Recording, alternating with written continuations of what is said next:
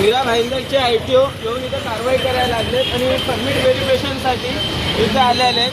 तर जेव्हा यांच्याकडे परमिट स्वतःकडे आहे, अधिकारी आहे, जेव्हा परमिट देता, बॅच देता, लायसन देता, तेव्हा तुम्ही काय चेक करून देता? आता तुम्ही हार नाक्यावरती येऊन हे साईन घ्यायचं, लायसन घ्यायचं, याची काय गरज आहे? सगळे डॉक्युमेंट तुमच्याकडे आहेत. तुम्ही तिथनं कॉल करा, त्यांना बोलवा, जे नाही त्यांची गाडी ब्लॉक करा. हे सगळ्या रिक्षावाल्यांना त्रास का? यांच्यासोबत या मराठी लोकांवरती कारवाई, वरनं मराठी आलं पाहिजे. तेव्हा तुम्ही हे बोलतात की लायसन बॅच देणार नाही तर कॅन्सल झालं पाहिजे. तेव्हा तुम्ही पहिले लायसन बॅच दिला, परमिट दिला, तेव्हा का तुम्ही झोपी गेलते का? म्हणजे ITOवालाच पहिले लायसन बॅच देणार, परमिट देणार आणि त्याच्यानंतर ITOवालाच बोलणार की लायसन बॅच अगर मराठी बोलता नाही तर तुमचं मी लायसन कॅन्सल करणार. तर मग तेव्हा तुम्ही पैसे घेऊन लायसन बॅच तुम्ही दिले का? आणि तुमच्याकडे हे 15 वर्षाचे दाखले आले कुठनं? आणि तुमच्याकडे व्हेरीफाय केला तुम्ही काय आज करताय तर त्या दिवशी गाडीचा नंबर देताना ते व्हेरीफाय नाही केलं का? तर तुम्ही काय पैसे घेऊन व्हेरीफाय केलं का? तर हे बिना मतलबचा त्रास का? रिक्षावाल्यांवरती हा अत्याचार का? ठीक आहे, मी मान्य करतो काही रिक्षावाल्यांनी पैसे देऊन केलं असेल, पण जे लिगल आहेत त्यांना पण त्रास का? आता यांनी इथे येऊन साईन करायला लागले, ते नंबर घ्यायला लागले, चेक करून घ्यायला लागले, तर का? आता काही लोक घाबरून इथे गाडी नाही चालवत. असा कुठला युनियनवाला नाही आहे ज्यांना हे माहिती नाही की अत्याचार होतोय. तर हे सगळे रिक्षावाले सोबत स्ट्राईकवरती नाही जाऊ शकत का? उद्या त्रास होणार आहे तर जबाबदार कोण? हे मीरा भाईंदरचा ITO राहणार. आज 14 लाख परमिट वाटले गेलेत, तर 14 लाख परमिटमध्ये मुश्किलने 2 लाख या मराठी माणसांना भेटले असेल, 12 लाख इतर समाजाला वाटले. तर तुम्ही तेव्हा 15 वर्षाचा दाखला का मान्य ठेवला? तुम्ही जन्म दाखला मान्य ठेवला पाहिजे होता. 15 वर्षाचा दाखला हे आम्ही त्याच्या मूळ रहिवासी असून आम्हाला नाही भेटत, पण कुणी 2000-3000 दिला तर बनतो. तेव्हा 15 वर्षाचा दाखला तेव्हा तुम्ही घेऊन ते व्हेरीफाय केलं, तेव्हा तुम्ही लोकांनी हे 15 वर्षाचा दाखला आलं कुठनं हे व्हेरीफाय का नाही केलं? हे ITOचे साहेब आहेत. आता आम्ही रिक्षा पासिंगला नेतो तर तिथे 800 रुपयाची पावती आहे आणि ह्या लोकांना ना G फॉर्म 500 रुपये लागतो. G फॉर्म म्हणजे काय? जे या गाड्यांचे चेक करतात, व्हेरीफाय करतात, काय यांना पगार नाही भेटत का? G फॉर्म म्हणजे काय? मी एका ITOवाल्याला विचारलं एजंटला की बोललो दादा गाडी पासिंगचे पैसे किती लागणार? तर म्हणे 1800 रुपये लागणार. 1800 रुपये काय लागणार? म्हणजे G फॉर्मचे पण पैसे लागणार. काय ते G फॉर्म काय असतो तुम्हाला माहिती नाही? G फॉर्म गाडी पासिंगचे पैसे किती लागतात रिक्षाचे? 800 रुपये फी आहे. मग हे एजंट लोक 1800 रुपये का घेतात? 2500 रुपये. अब इधर आइए जरा, क्या नाम है आपका सर? संतोष पाल. कितना ले रहे हैं रिक्शा पासिंग का? अब 800 रुपये फी है और 2500 रुपये ले रहे, तो रिक्शा वाले पे अत्याचार नहीं हो रहा है क्या? और ऊपर से ये अत्याचार इन लोग ही कर रहे हैं. और मैंने एक एजेंट को पूछा था तो बोले गणेश भाई 500 रुपये G फॉर्म देते हैं हम. तो G फॉर्म किस बात का लेते हो तुम? हाँ, अगर यही करप्शन भी करे ITO और हरजाना भी भरे रिक्शे वाला, अब ये परमिट इन्होंने पहले दिया था तो वेरीफाई नहीं किया था क्या? इनका राइट क्या बनता है? हमने वेरीफाई पहले किया तब तुम्हारे गाड़ी से नंबर निकला ना. हाँ, और आज आके इधर त्रास दे रहे हो रिक्शे वाले को. सर ये दोनों पर रिक्शे वाले काम नहीं कर का? चेकिंग कसली चालू आहे? तुमच्याकडे पेपर नाही का? डॉक्युमेंट नाही का? इथे चेकिंग करायची काय गरज आहे? ऑफिस ऑर्डर काय तुमच्याकडे डॉक्युमेंट नाहीत का? ऑफिसमध्ये यायचं. कुठल्या ऑफिसला यायचं सर? तुमच्या घोडबंदर ऑफिसला सर बोलले यायचं. उद्या आम्ही आमची टीम घेऊन घोडबंदर ऑफिसला जाणार आणि तिथे साहेबांशी भेटणार. सर काय नाव आपलं? साईनाथ मिटर साहेब ऑफिसवर भेटायचं. किती वाजता भेटेल आपल्या सर तिथे? जे आपल्या या गोष्टीचा जबाब देतील सर किती वाजता भेटेल आपल्याला?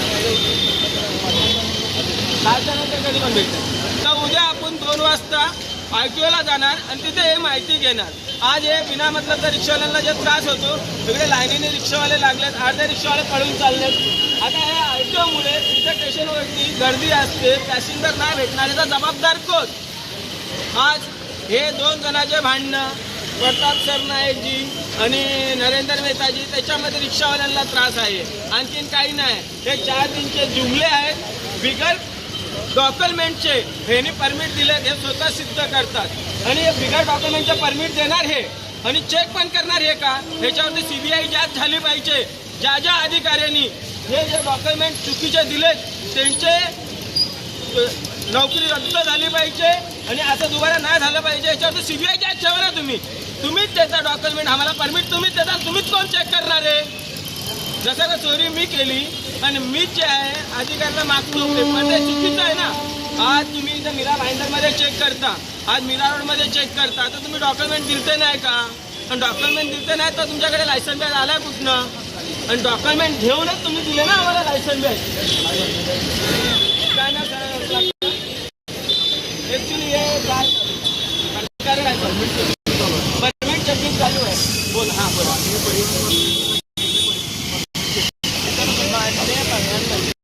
परमिट चेकिंग करायची ओके नो प्रॉब्लेम. मी सांगत आपल्याला पण सांगितलं काय सांगितलं परमिट चेकिंग करायचं तर तुम्हाला विचारतो ना मी. तुम्ही त्यांच्याकडे जबाब घेऊनच आले. त्यांचा म्हणजे कुठेतरी धांदली झाली, कुठेतरी धांदली झाली. आम्हाला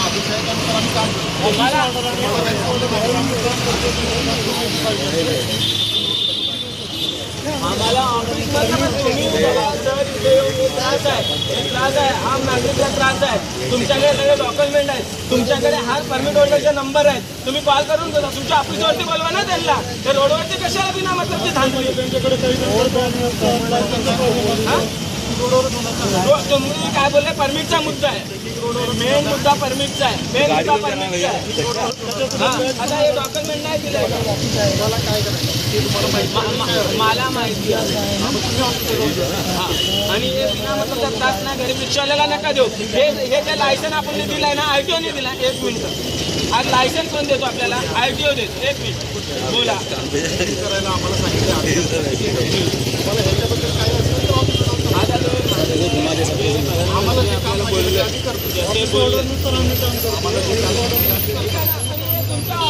आम्हाला गाडीचे नंबर भेटले ना. तुम आगे घूम रहा है देख तेरा भी देना. नहीं मेरे मोबाईल में नहीं. मला आदेश मिळाला, आदेशाचं पालन करा. पण चुकीचा आदेशाचं पालन करताय ना साहेब. तुम्ही गाडीचे नंबर दिले आम्हाला, तुम्ही नवीन गाडी दिली आम्हाला. हा मग तुम्ही आज बोलताय परमिट चालला आहे, एखादा कोणी आशन देश आम्हाला घेणं देणं नाहीये. चुकीचा आदेश होता ना. आज हे जो आपला परमिट आहे, तुम्हाला इथं काय करायचं, काय करणं अपेक्षित आहे तुम्हाला काय करायचं. माझं म्हणणं हे दंगा काय करायचा, तुमच्याशी दंगा करायची का. मी पत्रकार आहे, मी पत्रकार आहे. मान्य मला. हा मी पत्रकार आहे. मी आज आम नागरिकला जे त्रास होतोय ना, 25,000ची फाईन, याचे त्रास आहे ते कुठलं फाईन. आज एकाला काश्मीरला 25,000चा फाईन मारला. कशासाठी फाईन भेटला होता, कशासाठी भेटला होता म्हणे की आम्ही आता अधिकारी आहे, आम्ही कशी फाईन देऊ शकतो का. कशाची नाही देऊ शकत. काहीतरी संपला असेल मग 20,000चा फाईन. आज सरकारने काय हा बोला ना तुम्ही बोला. तुमचे सरपंच बोलतात बनाने दो. ये तो वो साइड से बना, एक ही एंगल में दो उस साइड जा. पण जरा काय ना, हे गरीब लोक आहेत, रिक्षावाल्यांकडे बघा. तुम्हाला आदेश आम्ही मान्य केलं, तुम्ही पण बांधलेले आहेत हे नाही. पण जे आदेश आहे ना, ऐका सर, आज मानतो, मी पण मानतो. मी आज इथंचा मूळ रहिवासी आहे. माझ्या मुलाच्या दाखल्यासाठी गेलो ना तर मला डायरेक्टली दाखले नाही भेटत, एजंट थ्रू दाखले भेटतात. तर काय भेटतात, का भेटतात, रिजन काय, करप्शन. रिजन हे करप्शन. आता सरांनी बोलला 800 रुपये पावती आहे गाडी पासिंगची, आणि आता 2500 रुपये घेतात म्हणून ते स्वतः रिक्षावाल्याने बोललं पासिंगचे. कशाला 2500 रुपये लागतात.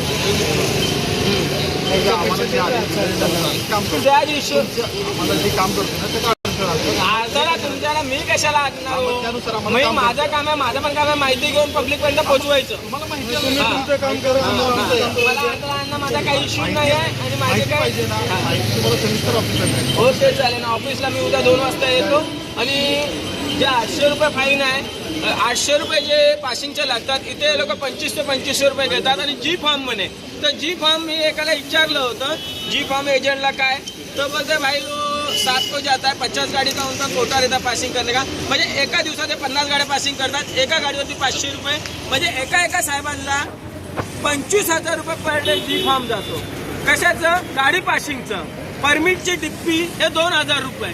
अरे काय चालवलं हे? रिक्षावाल्यावरती तर अत्याचार सगळं जे काय ते रिक्षावाल्यावर दिसतोय तुम्हाला. रिक्षावाल्यावरती एवढा अत्याचार नका करू. जे काय रिझन आहे ते क्लिअरली करा. आणि आता मध्ये माझ्याकडे एक मुद्दा आलाय की म्हणे पहिले 450 रुपये बाटला पासिंगचे लागायचे, बाटला टेस्टिंगचे, आता 2800 रुपये घेततात. त्या लोकांनी काय युनियन वगैरे बनवली आहे. तर आता जेव्हापासून प्रकरण घडलाय मी कमसे कम गावी करतो. तर आता आल्यानंतर मला माहिती पडलं एका मुलाने फोन केलं की स्टेशनवर ITO आलाय. तर मी सरांकडनं माहिती घेतली. आता ह्याच्या पुढे आपण बघूया. उद्या आपण 2 वाजता जाणार आहे ITO कॅम्पला आणि आज हे आम्ही देणार आहे न्यूजवाल्यांना. सगळं आम्ही पत्रकार आहे तिथे, जे बंधू आहेत माझ्या रिक्षावाल्यांच्या भाऊबंधूंना काय त्रास झाला असेल तर त्यांची माहिती आपण घेणार आहे. इथे लायसन्स नंबर वगैरे लिहून हे साईन घेत आहे. तर यांच्यासोबत कुठेतरी चुकीचा नाही घडलं पाहिजे. जय भीम, जय शिवलाल, गणेश बंधू चव्हाण.